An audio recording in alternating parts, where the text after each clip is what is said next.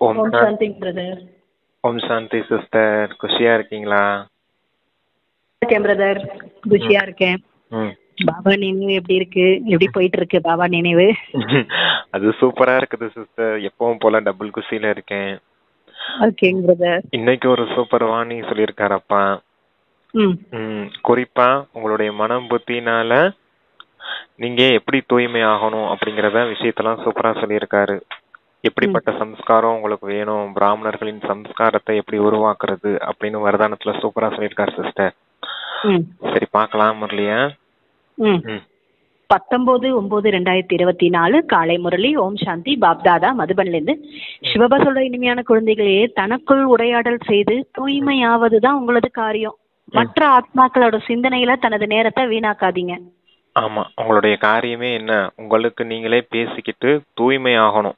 அதாவது நமக்குள்ளே நாமளே எப்படி தூய்மையாகிறது, எப்படி சுயமாற்றத்தை கொண்டுட்டு வருது, எண்ணம் சொல் செயல்ல மூணுலையுமே யாருக்கும் துக்கம் கொடுக்காம தூய்மை முழுமை நிலைய அடையிறது எப்படி, சம்பூர்ண பவித்திரத்தான் சொல்றாரு இல்லையா, அப்படி நிலையை எப்படி அடையிறது அப்படிங்கிற அந்த சுய முன்னேற்றத்திற்கான விஷயத்துல நீங்க இருக்கணும். அதுதான் உங்களுடைய காரியம்.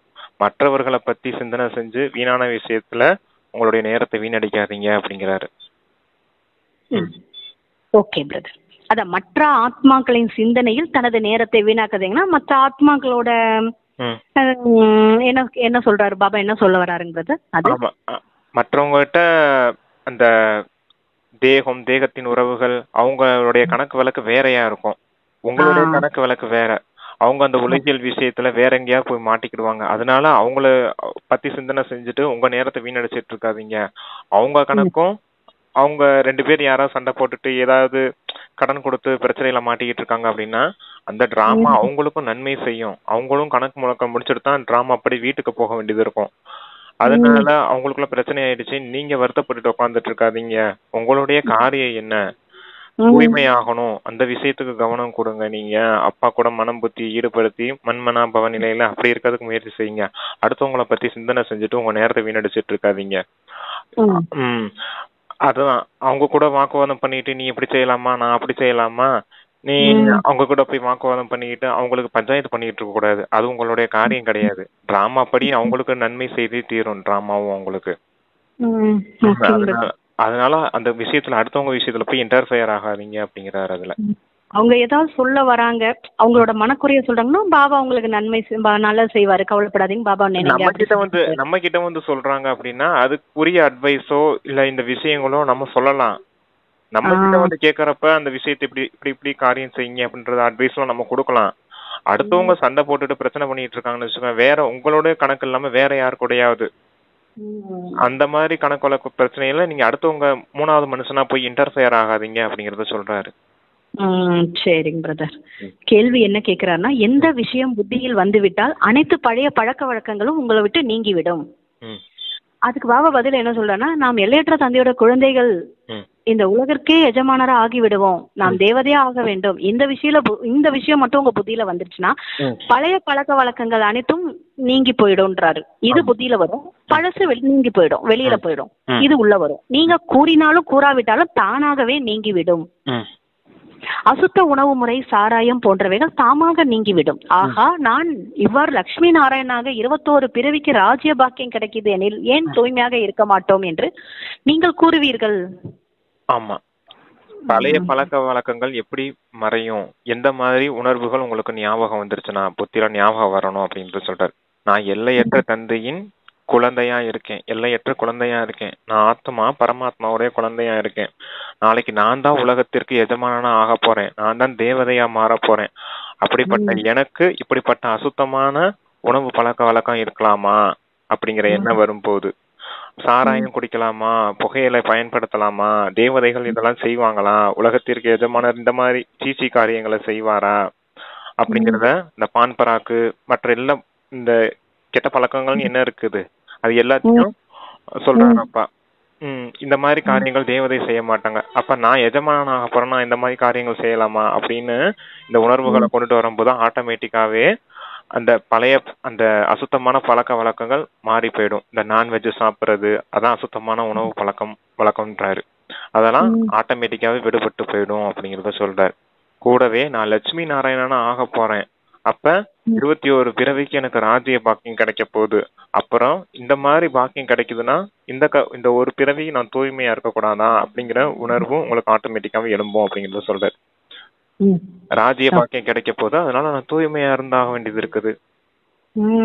2500 வருஷம் முழுக்க முழுக்க சுகம் சாந்தி நிறைஞ்சவனா இருக்க போறேன், தேவதையா இருக்க போறேன், ராஜ்ய பாக்கியத்தோட ராஜ்ய அதிகாரியா வரப்போறேன். அதுக்காக இந்த ஒரு பிறவி நான் தூய்மையா இருக்கணும் அப்படிங்கிற அந்த உணர்வு வரும்போது ஆட்டோமேட்டிக்கா தூய்மையா இருப்பீங்க. அப்ப உங்களுக்கு அந்த உறுதித்தன்மை வரும் அப்படிங்கறத சொல்றாரு. ஓம் சாந்தி. சொல்லு பாபா சொல்றாரு, தந்தையின் நினைவில் அமர்ந்திருக்கிறீர்களா, புத்தி வேறு எந்த பக்கம் ஓடிவிடவில்லை தானே என்று பாருங்கள் என்று தந்தை அடிக்கடி குழந்தைக்கு கவனம் ஊட்டுகிறார். பாபாவை அழைத்ததே பாபா வந்து எங்களை தூய்மையாக்குங்க என்பதற்காக. அவசியம் தூய்மையாக வேண்டும். மேலும் நீங்க யாருக்கு வேண்டுமென்றாலும் ஞானத்தை புரிய வைக்க முடியும். இந்த சிருஷ்டி சக்கரம் எவ்வாறு சுத்துது, நீங்க யாருக்கு புரிய வைத்தாலும் உடனே புரிந்து கொள்வாங்க. தூய்மையாகாமலும் இருப்பர், ஆனால் ஞான கல்வியும் கற்பார்.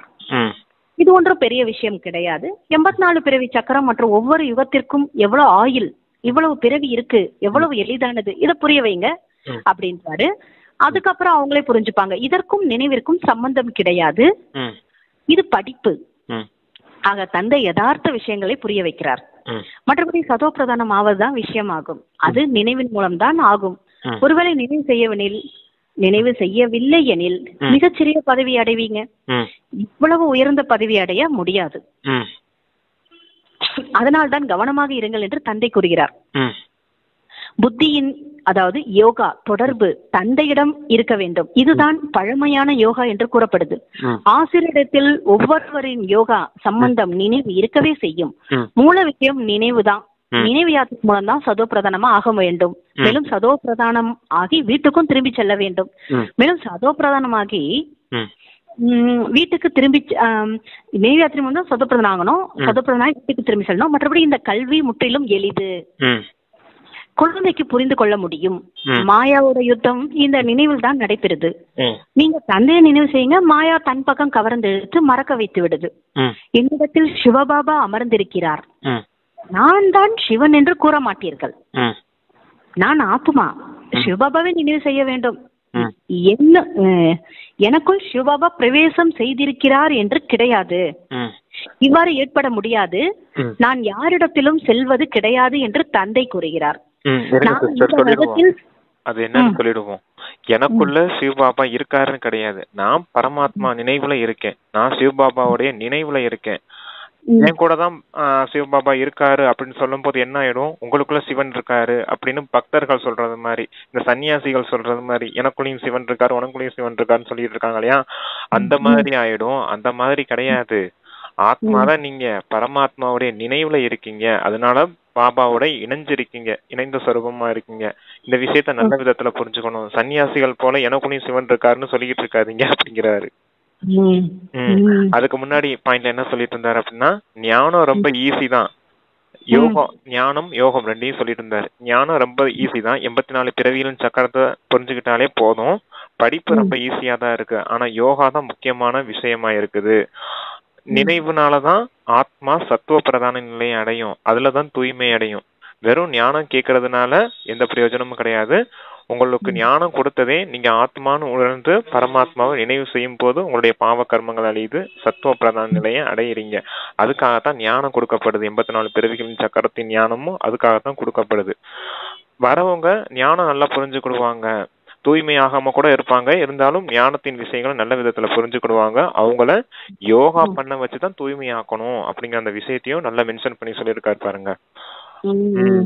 அதான் 2 விஷயம் சொல்லியிருக்காரு. அடுத்த வாசிங்க சிஸ்டர். நான் ஆத்மா சிவபாபாவை நினைவு செய்ய வேண்டும். எனக்குள் சிவபாபா பிரவேசம் செய்திருக்கார் என்று கிடையாது. இவ்வாறு ஏற்படவும் முடியாது. நான் யாரிடத்தும் செல்வதும் கிடையாது என்று தந்தை சொல்கிறார். நான் இந்த ரதத்தில் சவாரி செய்துதான் குழந்தையாகிய உங்களுக்கு புரிய வைக்கிறேன். சில குழந்தைகள் மந்த புத்தியுடன் இருக்கிறாங்க. மேலும் நல்ல அறிந்து கொள்ள விரும்பும் குழந்தைகள் புதிதாகவும் வருகிறார்கள் எனில் அவர்களின் சேவையின் பொருட்டு நான் பிரவேசம் செய்து திருஷ்டி கொடுத்து விடுவேன். சதா காலத்துக்கும் அமர்ந்திருக்க மாட்டேன். பல வேடங்களை தாரணை செய்து மற்றவர்களுக்கும் நன்மை செய்து விடுவேன். மற்றபடி என்னிடத்தில் சிவபாபா பிரவேசம் ஆகி இருக்கின்றார், எனக்கு சிவபாபா இவ்வாறு கூறி இருக்கின்றார் என்று கூற முடியாது. சிவபாபா குழந்தைக்கு தான் புரிய வைக்கிறாரு.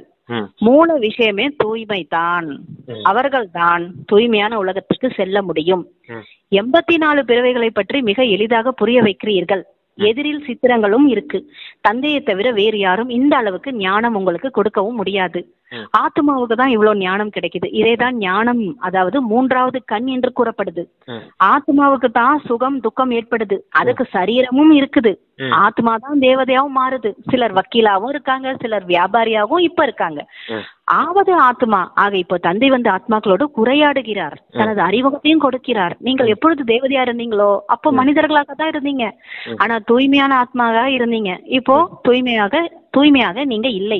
ஆகையால் உங்களை தேவதைகள் என்று கூறவும் முடியாது. இப்போது தேவதைகளாக ஆவதற்கு அவசியம் தூய்மையானவர்களா ஆக வேண்டும். அதற்கு பாபாவை நினைவு செய்ய வேண்டும். பாபா, நான் தவறு செய்து தேக அபிமானத்தில் வந்துவிட்டேன்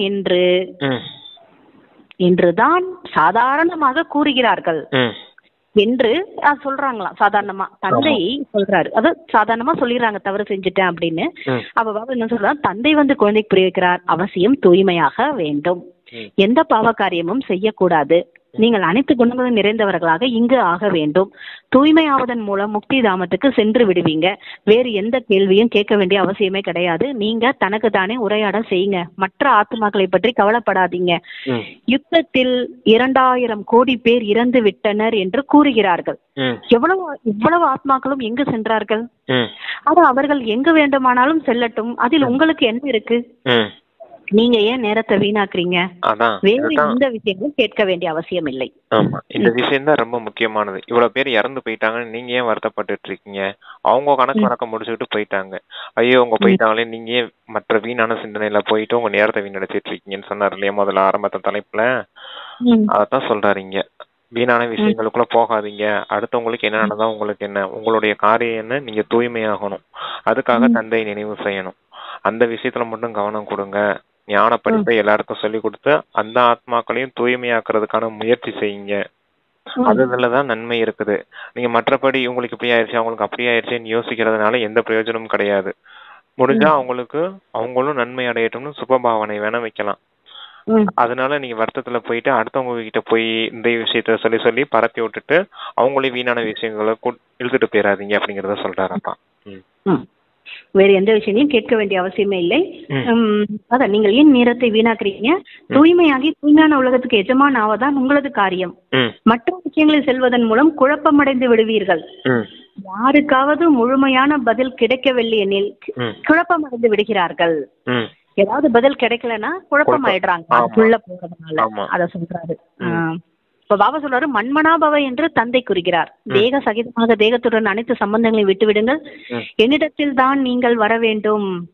மனிதர்கள் இறக்கின்ற பொழுது மயானத்துக்கு எடுத்து செல்லும் பொழுது முகத்தை இந்த பக்கமும் காலை மயானத்தின் பக்கமும் வைக்கிறார்கள். மயானத்துக்கு எடுத்து சென்ற பிறகு காலை இந்த பக்கமும் தலையை மயானத்தின் பக்கமும் வைத்து விடுகிறார்கள். உங்களது வீடும் மேலே இருக்கிறது. தூய்மை ஆகாதவர்கள் யாரும் மேலே செல்லவும் முடியாது. தூய்மை ஆவதற்கு புத்தியின் தொடர்பை தந்தையிடத்தில் செலுத்த வேண்டும்.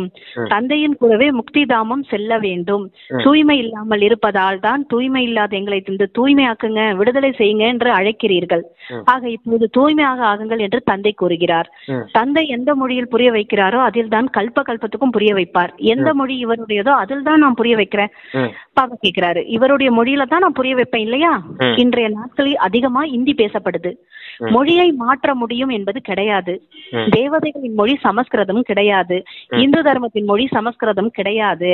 இந்தி தான் இருக்க வேண்டும். பிறகு ஏன் சமஸ்கிருதத்தை எடுக்கிறீங்க? ஆக தந்தை புரிய வைக்கிறாரு, இங்கு அமரும் போது தந்தையின் நினைவில் தான் அமர வேண்டும். வேறு எந்த விஷயத்திலும் நீங்கள் கவனம் செலுத்த கூடாது, செலுத்தவே வேண்டாம். இவ்வளவு கொசு உருவாகுது, எங்கு செல்லுது? பூகம்பத்துல பலர் உடனேயே இறந்து விடுகிறார்கள் எனில் ஆத்மாக்கள் எங்கு செல்கிறார்கள்? இதற்கும் உங்களுக்கும் என்ன சம்பந்தம் இருக்கு? உங்களுக்கு தந்தை ஸ்ரீமத் கொடுக்கிறாரு. ஆமா, கொசு வீடு பூரா ஆயுது அப்படின்னா அதையே யோசிச்சுட்டு இருக்கீங்க. இது எங்க இருந்து வருது? பரந்தாமத்துல இருந்து வருமா இல்ல வேற எங்க இருந்தா உற்பத்தி ஆகி வருதா? அப்புறம் இவ்வளவு ஆத்மாக்கள் இறந்து போயிட்டாங்களே, இவங்க பரந்தாமத்துக்கு போவாங்களா இல்ல வேற எங்கேயும் சுத்திட்டு இருப்பாங்களா? இதுல என்னன்னா உங்களுக்கு என்ன வந்துச்சு அப்படின்னு கேக்குறாரு. இதுதான் வீணான விஷயம்ன்றாரு. கண்டதை பத்தி யோசிச்சுட்டு இருக்காதீங்க. அப்பா என்ன வார்த்தையை சொல்றாரு அதுல கவனம் கொடுத்து அதுல மட்டும் நீங்க புத்தி மனசை செலுத்துங்க.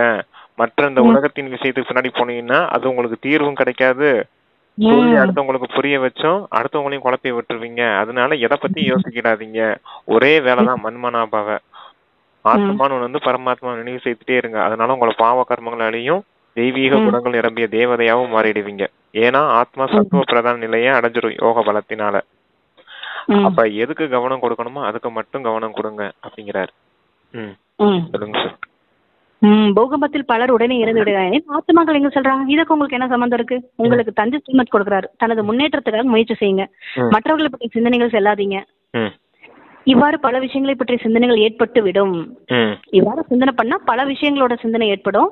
நீங்க என்ன மட்டும் நினைவு செஞ்சா போதும். எதற்காக அழைத்தீர்களோ அதன்படி யுக்தியாக நடந்து கொள்ளுங்கள். நீங்கள் தந்தையிடமிருந்து ஆஸ்தி அடைய வேண்டும், மற்ற விஷயங்கள் செல்லக்கூடாது. அதனால் தான் பாபா சொல்றாரு, யுக்தியா நடந்து கொள்ளுங்க, நீங்க தந்தையிடமிருந்து ஆஸ்தி அடைய வேண்டும், மற்ற விஷயங்கள் செல்லக்கூடாது. அதனால் தான் பாபா அடிக்கடி கவனமா இருங்க என்று கூறுகிறார். எங்கும் புத்தி செல்லவில்லை தானே, பகவானோட ஸ்ரீமத்தை ஏற்றுக்கொள்ள வேண்டும். மற்ற எந்த விஷயத்தாலும் நன்மை கிடையாது. தூய்மையாவதுதான் முக்கிய விஷயம். நமக்கு பாபா தந்தையாக இருக்கிறாரு, ஆசிரியரா இருக்காரு, குருவா இருக்காரு என்பதை பக்கா உறுதியாக நினைவுல வைத்துக் கொள்ளுங்க. இது அவசியம் உள்ளத்திலும் வைத்துக் கொள்ளுங்கள். தந்தை தந்தையாகவும் இருக்காரு, நமக்கு கற்பிக்கிறார், யோகா கற்பிக்கிறார், ஆசிரியர் கற்பிக்கிறார். இனி புத்தியின் தொடர்பு ஆசிரியரிடமும் மற்றும் படிப்பில் ஈடுபட்டு விடுது. இதைத்தான் தந்தையும் சொல்கிறார். நீங்கள் தந்தையுடைய ஆயிட்டீங்க, குழந்தையா ஆகிவிட்டீங்க. அதனால் தான் இங்க அமர்ந்திருக்கீங்க, ஆசிரியரிடத்தில் படித்து கொண்டிருக்கீங்க. எங்கு இருந்தாலும் தந்தையினுடையவரா இருக்கீங்க. பிறகு படிப்பின் மீது கவனம் செலுத்த வேண்டும். சிவபாபாவை நினைவு செய்தா பாவங்களும் அழிந்துவிடும் மற்றும் நீங்க சத்துவ பிரதானமாகவும் விடுவீர்கள். இந்த ஞானம் வேறு யாரும் கொடுக்கவே முடியாது.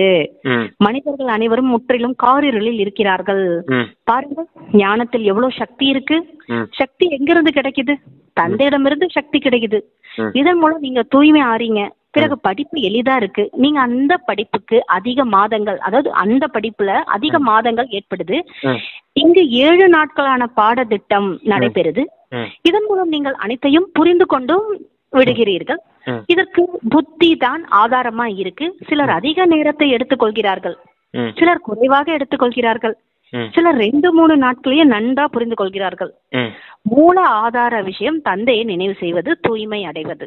அதுதான் கடினமா இருக்கு. மற்றபடி படிப்பு எளிதா இருக்கு. சுயதர்ஷன சக்கரதாரியும் நீங்க தான் இருக்கீங்க. ஒரே ஒரு நாள் பாடத்தின் மூலமா அனைத்தையும் புரிந்து கொள்ளவும் முடியும். நான் ஆத்மா எல்லையற்ற தந்தையின் குழந்தை எனில் நான் அவசியம் உலகுக்கு எஜமானனாக போகிறேன். இது புத்தியில் வருது. தேவதா ஆக வேண்டுமெனில் தெய்வீக குணங்களை தாரணை செய்ய வேண்டும். யாருக்கு புத்தியில் வந்து விடுகிறதோ அவர்கள் அனைத்தையும் உடனேயே விட்டு விடுவார்கள். நீங்கள் கூறினாலும் கூறாவிட்டாலும் தானாகவே விட்டு விடுவர். அசுத்த உணவு முறை, சாராயம் போன்றவைகளை சுயமாகவே விட்டு விடுவார். ஆகா, நான் இவ்வாறு ஆக வேண்டும், 21 பிறவிக்கு ராஜ்ய பாக்கியம் கிடைக்குது எனில் நான் ஏன் தூய்மையாக இருக்க மாட்டோம் என்று கூறுவார்கள். பலியாகி விட வேண்டும். முக்கியமான விஷயம் நினைவு யாத்திரை. மற்றபடி 84 பிறவி சக்கரத்தோட ஞானம் ஒரு வினாடியில கிடைத்து விடுகிறது. பார்த்த உடனே சில பேர் புரிந்து கொள்கிறார்கள். புது மரம் கண்டிப்பா சிறியதாகத்தான் இருக்கும். இப்பொழுது எவ்வளவு பெரிய மரமா தமோ பிரதானமா ஆகிவிட்டது. பிறகு நாளை புதியதாக சிறிய மரமா ஆகிவிடும். இந்த ஞானம் வேறு எங்கும் அடையவே முடியாது என்பதை நீங்கள் அறிவீர்கள். இது படிப்பு அடையக்கூடிய முதல் முக்கிய போதனை என்னவெனில் தந்தையை நினைவு செய்யுங்க. தந்தை இப்போது கற்பித்துக் கொண்டிருக்கிறார் என்று நிச்சயம் செய்யுங்கள். ஆமா, எல்லாத்தையும் சொல்லிட்டு கடைசியில தந்தையை நினைவு செய்யுங்க, அது மட்டும் போதும்ட்டாரு. தந்தை உங்களுக்கு ஆசிரியராகவும் இருக்காரு, தந்தையாவும் இருக்காரு, சத்குருவாவும் இருக்காரு. தந்தைய நினைவு செய்யறீங்க, அதனால தூய்மை அடையறீங்க, அதனால உலகத்திற்கு எஜமானரா ஆகுறீங்க. இதுதான் தந்தை கொடுக்கக்கூடிய ஆஸ்தி. ஆசிரியர் வந்து உங்களுக்கு இந்த 84 பிறவிகளின் சக்கரத்தின் ஞானத்தை போதிக்க வந்திருக்காரு, அத கற்பிச்சிட்டு இருக்காரு. சத்குரு உங்களுக்கு என்ன சொல்றாரு? ஸ்ரீமத் கொடுக்கறாரு. மன்மனாபவ அப்படிங்கிற அந்த மந்திரத்தை பயன்படுத்தி நீங்க தூய்மையாகுங்க. இந்த 3 காரியங்கள் செய்யறதுக்கு தான் தந்தை வந்திருக்காரு.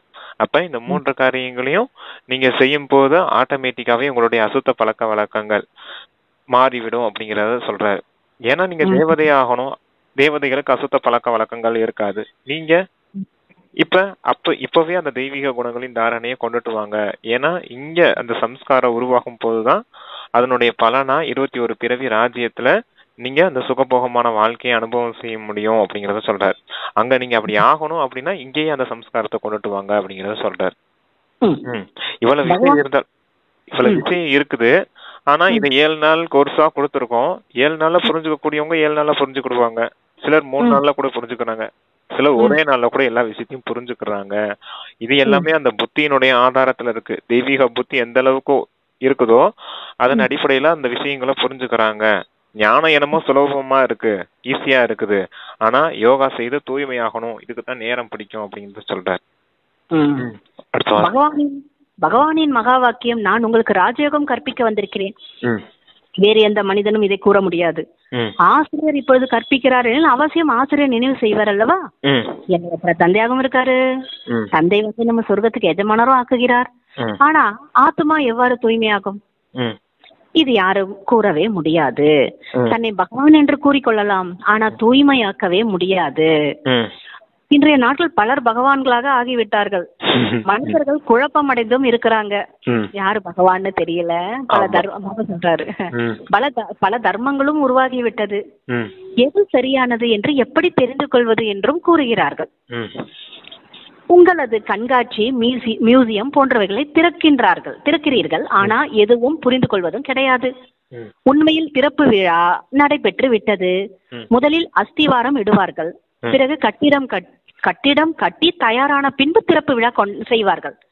அஸ்திவாரம் இடுவதற்கும் அழைப்பு கொடுக்கப்படுகிறது. ஆக இங்கு தந்தை ஸ்தாபனை செய்து விட்டார். மற்றபடி புது உலக ஸ்தாபனை ஆகியே தீரும். அதை யாரும் திறக்க வேண்டும் என்ற அவசியமே கிடையாது. தானாகவே திறப்பு விழா நடைபெற்றுவிடும்.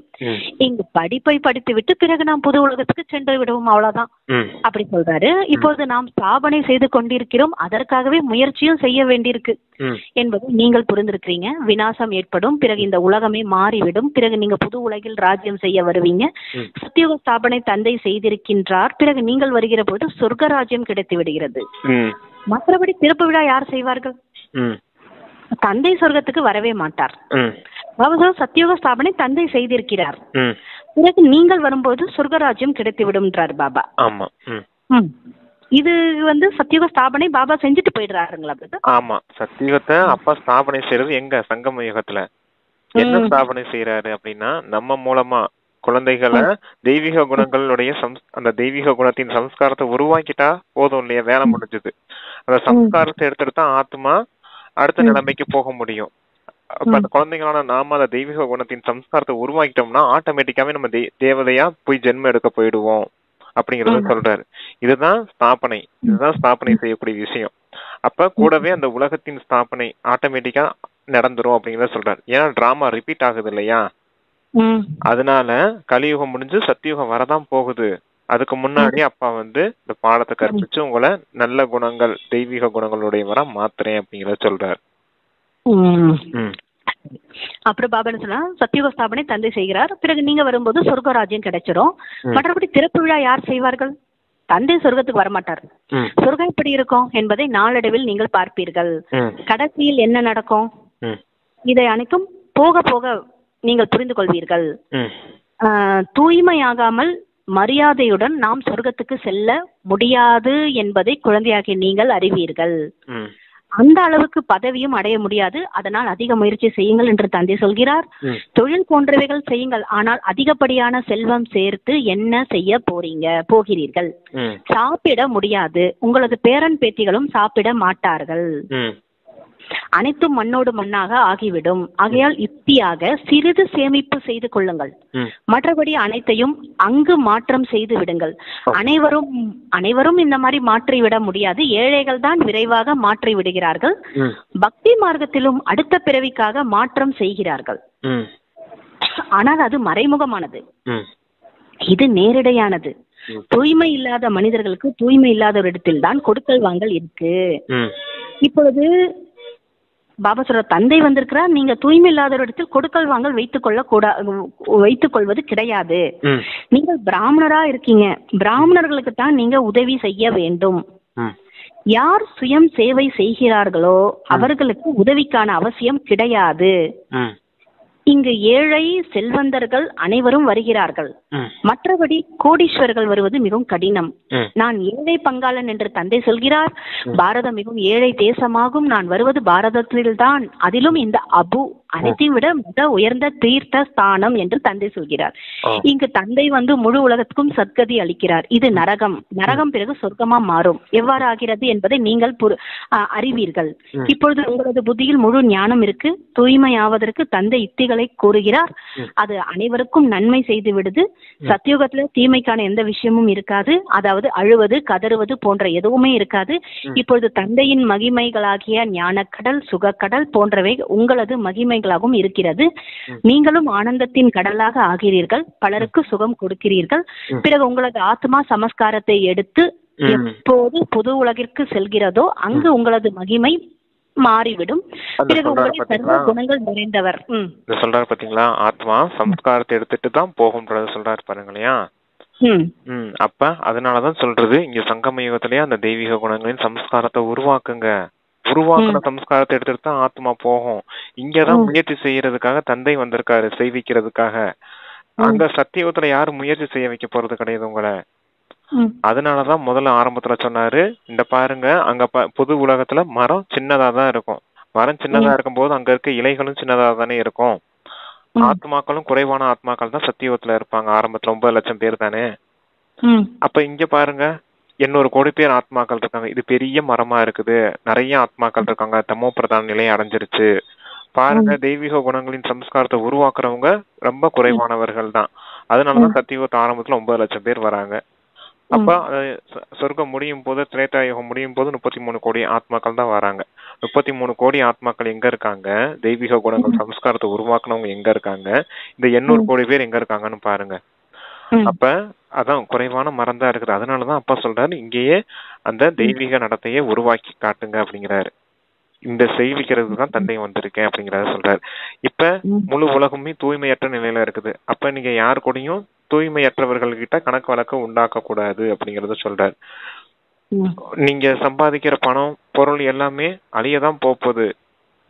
ஏன்னா இறுதி நேரம் விநாசம் வந்துருச்சு. உங்களுடைய பேரம் பேத்தியோ யாரும் அதை உட்காந்து சாப்பிட போறது கிடையாது. எல்லாத்தையும் மொத்தமா அங்க சத்தியுகத்துக்காக டிரான்ஸ்பர் செய்திடுங்க, அப்பாவுக்காக அர்ப்பணம் பண்ணிடுங்க அப்படிங்கறத சொல்றாரு.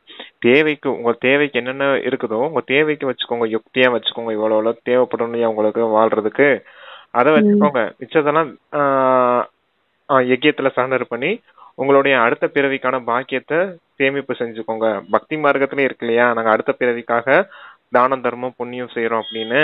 அது போல இங்கேயும் செய்யுங்க அப்படிங்கறத சொல்றாரு. உங்களுக்கு எல்லாத்தையுமே அப்பா ரிட்டர்ன் கொடுப்பாரு. ஆனா இங்க கொடுக்க மாட்டாரு, சத்தியுகத்துல கொடுப்பாரு. ஏன் இங்க கொடுக்க மாட்டேங்கிறாரு அப்படின்னா, இது தூய்மையற்ற உலகமா இருக்கு. தூய்மையற்ற உலகத்துல தந்தை இந்த மாதிரி விஷயங்கள்லாம் செய்ய மாட்டாரு. தூய்மையான உலகத்துல உங்களுக்கு எல்லா பாக்கியங்களையும் உருவாக்கி தருவேன் அப்படிங்கறத சொல்றாரு அப்பா. பிறகு உங்களது ஆத்மா சமஸ்காரத்தை எடுத்து எப்போது புது உலகத்துக்கு செல்கிறதோ அங்கு உங்களது மகிமை அதுவாக மாறிவிடும். பிறகு உங்களை சர்வ குணங்கள் நிறைந்தவர். இப்பொழுது நீங்கள் நரகத்தில் அமர்ந்திருக்கிறீங்க. இது முட்கள் நிறைந்த காடு என்று கூறப்படுது. தந்தைதான் தோட்டக்காரர், படகோட்டி என்று அழைக்கப்படுகிறார். எமது படகை கரையேற்றுங்கள் என்று பாடுகிறார்கள். ஏனெனில் துக்கத்தில் இருப்பதால் தான் ஆத்மா அழைக்கிறது. மகிமைகள் செய்கிறார்கள், ஆனால் எதையுமே புரிந்து கொண்டு செய்வது கிடையாது. எது தோன்றுகிறதோ அதை கூறிவிடுகிறார்கள். உயர்ந்ததிலும் உயர்ந்த பகவானை நிந்தனை செய்து கொண்டே இருக்கிறார்கள். நாம் ஆஸ்திகர்கள் என்று நீங்கள் கூறுகிறீர்கள். அனைவருக்கும் சத்கதி கொடுக்கும் தந்தையை நாம் அறிந்து கொண்டோம். தந்தை சுயம் அறிமுகம் கொடுத்திருக்கிறார். நீங்கள் பக்தி செய்யவில்லை எனில் எவ்வளவு தொந்தரவு செய்கின்றனர். அவர்கள் அதிகபட்சமானவர்கள், நீங்கள் குறைந்தபட்சமானவரா இருக்கீங்க. ஆமா. எப்பொழுது உங்களுடையது அதிகபட்சமா ஆகிதோ அப்போ அவர்களுக்கு கவர்ச்சி ஏற்படும், புத்தியின் போட்டு திறக்கப்பட்டுவிடும். நல்லது அப்படின்னு முடிக்கிறாரு. ஆமா, அத பாருங்க. அவங்க மெஜாரிட்டியா இருக்காங்க பக்தி மார்க்கத்தினர், நீங்க வெறும் மைனாரிட்டியா இருக்கீங்க. அதனாலதான் உங்களை தொந்தரவு செஞ்சுட்டே இருக்காங்க. ஏன் நீங்க பக்தி செய்ய மாட்டேங்கிறீங்க, அது செய்ய மாட்டேங்கிறீங்க, எங்களோட சேர்ந்து செஞ்ச உங்களுக்கு என்ன வந்துருச்சு அப்படின்னு. அப்ப நம்மளும் அவங்களோட ஒத்துழைச்சு போக வேண்டியது இருக்குது இல்லையா. அப்ப ராம் ராம் சொன்னா நீங்களும் சொல்லுங்க ராம் ராம்னு. அவங்க குருவே சரணம்னு என்னென்னமோ சொல்றாங்க.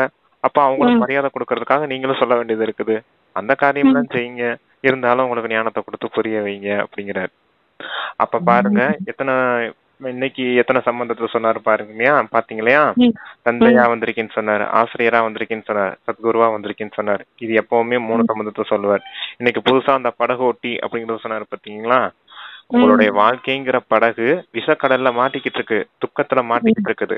அத பார்க்கடல் பக்கமா அழைச்சிட்டு போகணும் அப்படிங்கறத சொல்றாரு. அந்த பார்க்கடல் பக்கமா அழைச்சிட்டு போறதுக்கு தான் தந்தை வந்திருக்கேன்.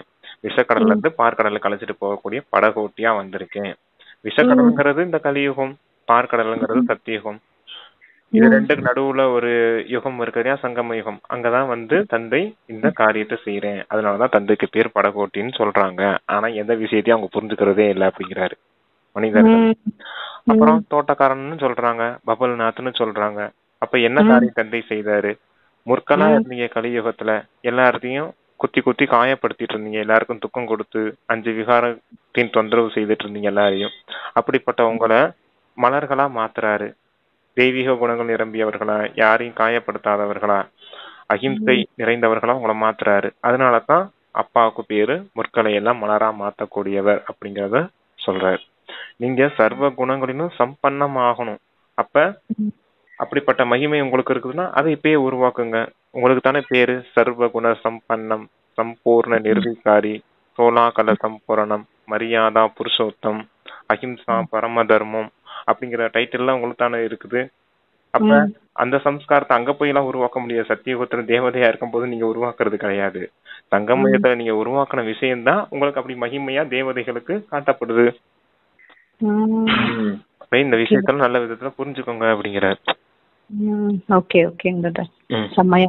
அப்புறம் தாரணையில பாபா தாரணை செய்ய என்ன பாயிண்ட் ஃபர்ஸ்ட் சொல்றாருன்னா, தனது முன்னேற்றத்தை பற்றிய சிந்தியுங்க, மற்ற எந்த விஷயத்திலும் செல்லாதீர்கள், படிப்பு மற்றும் நினைவில் முழு கவனம் செலுத்த வேண்டும், புத்தியை அலைய விடக்கூடாது. அதான் சுய முன்னேற்றத்துக்கு மட்டும்தான் கவனம் கொடுக்கணும், மற்ற விஷயத்தெல்லாம் புத்தியை அலைய விடக்கூடாது அப்படிங்கறத சொல்றாரு. இப்பொழுது தந்தை நேரடியா வந்திருக்கிறார். ஆகையால தன்னிடம் உள்ள அனைத்தையும் யுக்தியாக மாற்றம் செய்துவிட வேண்டும்.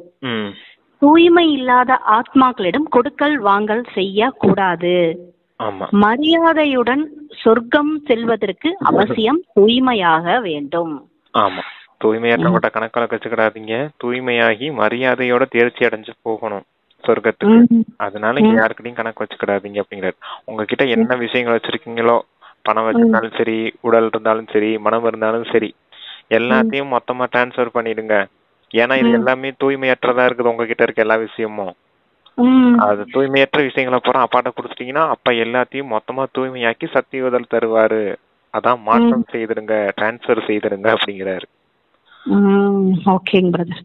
அடுத்து வரதானம் என்னன்னா, மனம் மற்றும் புத்தியை வீணானவைகளில் இருந்து விடுவித்து பிராமண சமஸ்காரத்தை உருவாக்கக்கூடிய ஆட்சி செய்பவர், ரூலர் ஆகுக.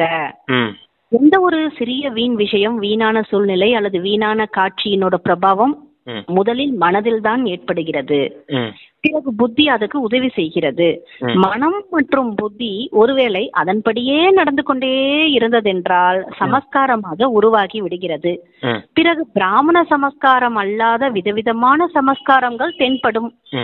எந்த வித வீணான சமஸ்காரத்துக்கு வசமாகுவது, தனக்குத்தான் யுத்தம் செய்வது, அடிக்கடி குஷி மறைந்து போவது, இவை சத்திரிய நிலையோட சமஸ்காரம் ஆகும். பிராமணன் என்றால் ஆட்சியாளர், அதாவது வீண் சமஸ்காரத்தில் இருந்து முக்தி ஆவார்கள், பரவசம் ஆக மாட்டார்கள். அதான் எந்த ஒரு வீணான விஷயம், வீணான சூழ்நிலை, வீணான காட்சி இதெல்லாம் இருக்குது அப்படின்னா முதல்ல எதை பாதிக்கப்படுது அப்படின்னா மனதை பாதிக்குது அப்படிங்கறது சொல்றாரு. மனம் பாதிக்கப்படும் போது புத்தியும் அதுக்கு உதவி செய்து அதுக்கு ஒத்துழைப்பு கொடுக்குது. மனமும் புத்தியும் சேர்ந்து ஒரு காரியத்தை திரும்ப திரும்ப வீணான விஷயங்கள் பின்னாடியே இருந்துச்சு அப்படின்னா, இந்த வீணான காரியங்களை பத்தி யோசிச்சுட்டு சிந்தனை பண்ணிட்டே இருந்துச்சுன்னா அது சம்ஸ்காரமா ஆகி போயிடுது அப்படிங்கறத சொல்றாரு. மனம் புத்தி சேர்ந்து சம்ஸ்காரத்தை உருவாக்கிடுது. என்ன சம்ஸ்காரத்தை உருவாக்குது? வீணான சம்ஸ்காரத்தை உருவாக்கி விட்டுருது. அப்ப பிராமணர்களுடைய உண்மையான சம்ஸ்காரம் வெளிப்படாம விதவிதமான வேற சம்ஸ்காரம், மாயாவின் சம்ஸ்காரம், வீணான சம்ஸ்காரம் எமர்ஜ் ஆகுது, வெளிப்படுது அப்படிங்கறத சொல்றாரு. அப்ப இதுல இருந்து விடுபட்டு இருக்கவங்க தான் பிராமண சம்ஸ்காரத்தை உருவாக்கக்கூடியவங்க, அவங்கதான் ரூலர். ஆனா வீணான விஷயத்துக்கு வசமாகிறது, குசி மறைஞ்சு போகிறது, அப்புறம் தனக்குத்தானே யுத்தம் செய்துட்டு இருக்குது. இதெல்லாம் என்ன சம்ஸ்காரம்? சத்திரியனோட சம்ஸ்காரம். ஆகையினால இந்த சம்ஸ்காரத்துல இருந்து விடுபட்டு உண்மையான பிராமணர்களின் சம்ஸ்காரத்தை எமர்ஜ் செய்யுங்க அப்படிங்கறத சொல்றாரு. இதுல இருந்து வீணான சம்ஸ்காரத்துல இருந்து முக்தி அடைகிறது தான் பிராமணர்களுடைய சம்ஸ்காரம் அப்படிங்கறத சொல்றாரு. அதான் பரவசம் ஆக மாட்டாங்க. நல்லா ஆட்சி செய்யறவங்க ரூலர். பிராமணர்கள்ங்கிறவங்க தான் ரூலர், ஆட்சி செய்யக்கூடியவங்க. எதை ஆட்சி செய்யக்கூடியவங்க? மனம் புத்தி சம்ஸ்காரத்தை ஆட்சி செய்யக்கூடியவங்க ஆத்மாக்கள், பிராமண ஆத்மாக்கள். நல்ல விதத்துல ஆட்சி செஞ்சு அது மற்ற விஷயங்கள்ல, அந்த பரவசம் சொன்னார் இல்லையா, மற்ற விஷயங்கள்ல போகாம தடுத்து நிறுத்தி நல்ல விதமான தெய்வீக சம்ஸ்காரத்தை உருவாக்க வேண்டியது உங்களுடைய கடமை அப்படிங்கறத சொல்ல வராரு. அதுதான் சத்திரியரோட சமஸ்காரம்னா அது எப்ப வருங்க பிரதர்? அடுத்த கட்டத்துல வரதா? அடுத்த கட்டத்துல திரேதா யுகத்துல வரக்கூடியது. அப்படின்னு என்ன அர்த்தம்? ஃபெயில் ஆனவங்கன்னு அர்த்தம். தனக்குத்தானே யுத்தம் செய்துட்டு இருக்காங்கன்னா மனசு ஒண்ணு சொல்லும், புத்தி ஒண்ணு சொல்லும். மனசு சொல்றது புத்தி கேட்காது, புத்தி சொல்றது மனசு கேட்காது. அதான் யுத்தம் செய்துகிட்டே இருக்கும் அப்படிங்கறத சொல்றாரு. அப்ப ஸ்ரீமத்ங்கிறது என்ன? ஒரே வழிதான். அதுல நீங்க ஏன் மனதின் வழியை கலக்குறீங்க?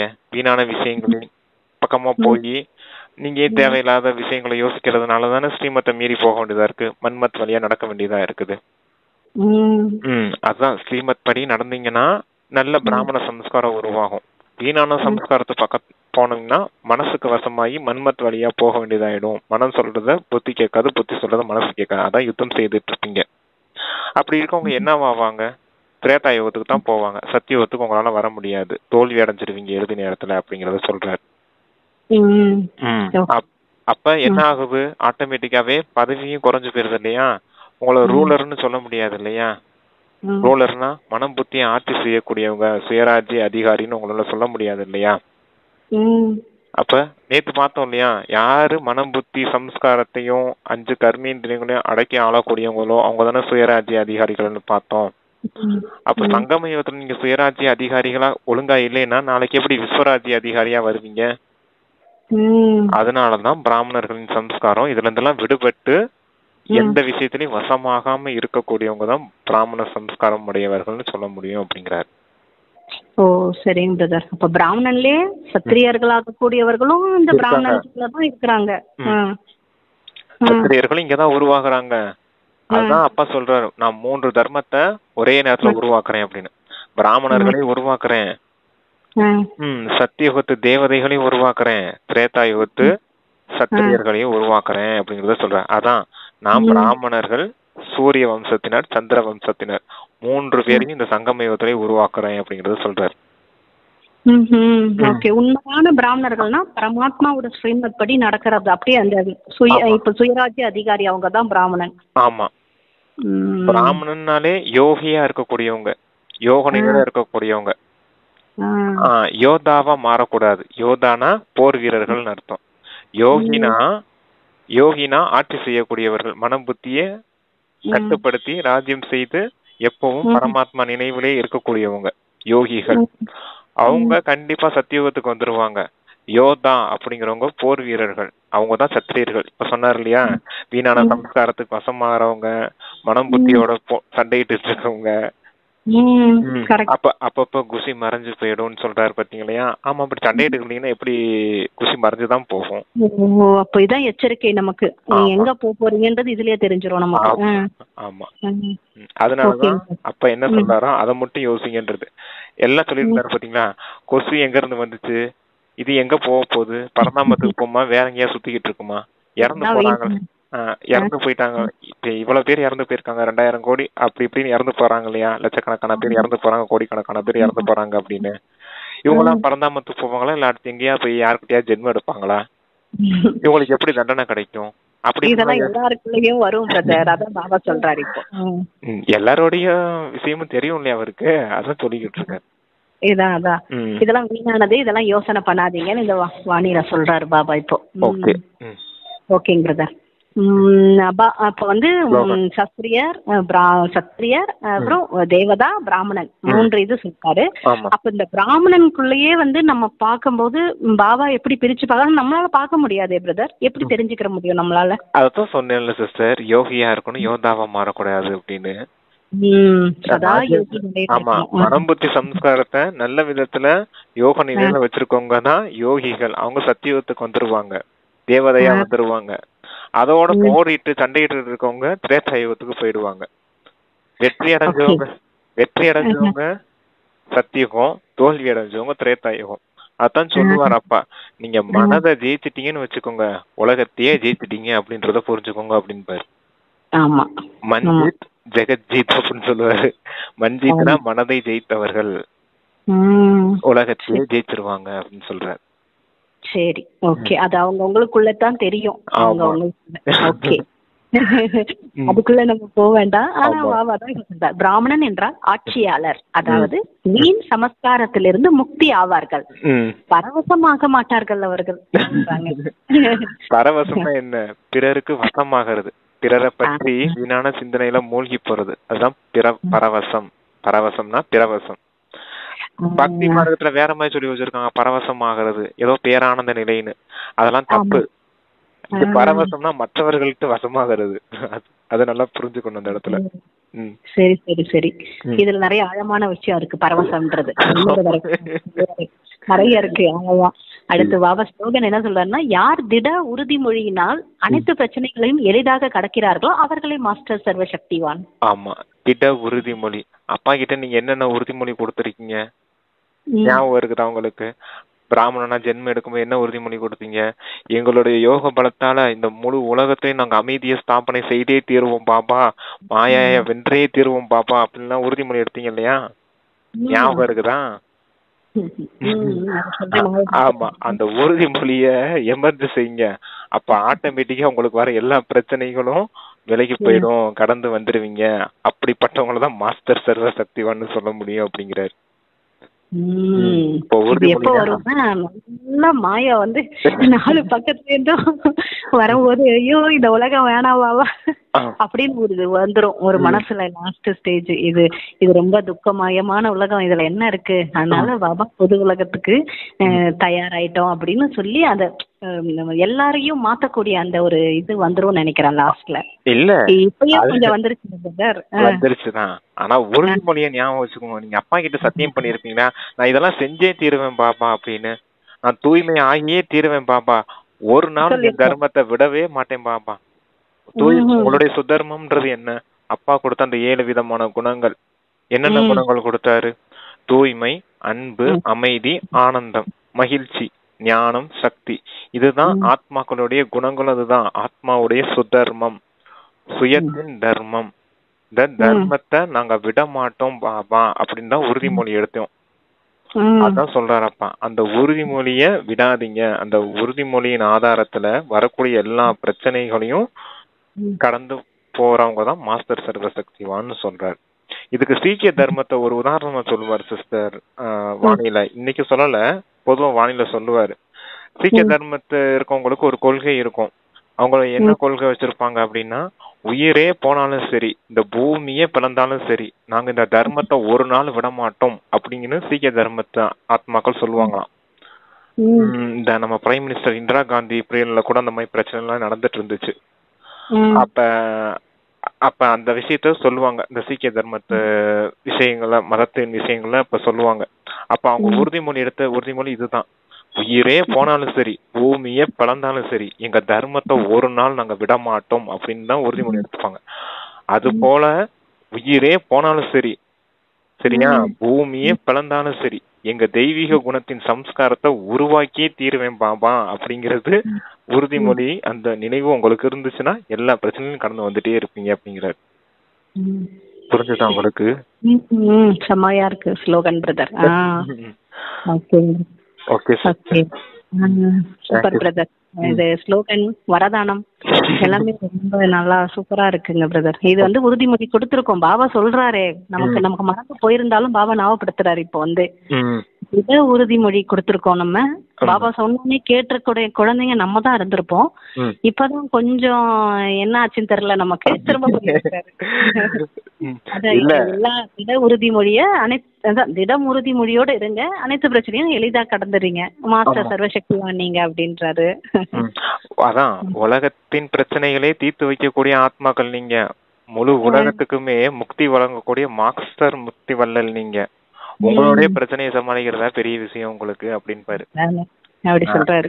ஆமா, அந்த மாதிரி உலகத்துக்கே நான் அமைதியை ஸ்தாபனை செய்ய வந்திருக்கேன். என்னுடைய வாழ்க்கையில் நடக்கிற பிரச்சனையை என்னால சமாளிக்க முடியாதா, இதெல்லாம் அப்படி அசால்ட்டா கடந்து போயிருவேன் அப்படின்னு சொல்லணும். அப்படி இருக்கும்போதுதான் மாஸ்டர் சர்வசக்திவான்னு சொல்றாரு பாருங்க. அந்த ஸ்லோகம் மறுபடியும் படிங்க, நல்லா இருந்துச்சு.